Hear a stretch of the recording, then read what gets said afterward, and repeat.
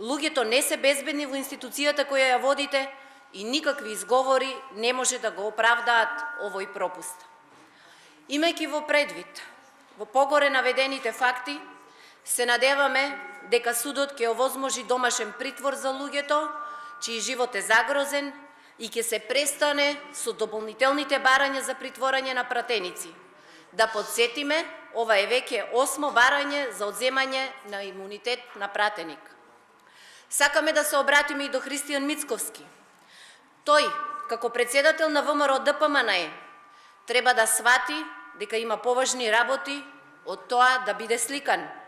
Парадирањето вчера и демонстрацијата на сила е уште едно шоу, бидејќи тој знае дека не може да се посети притвореник без судска дозвола.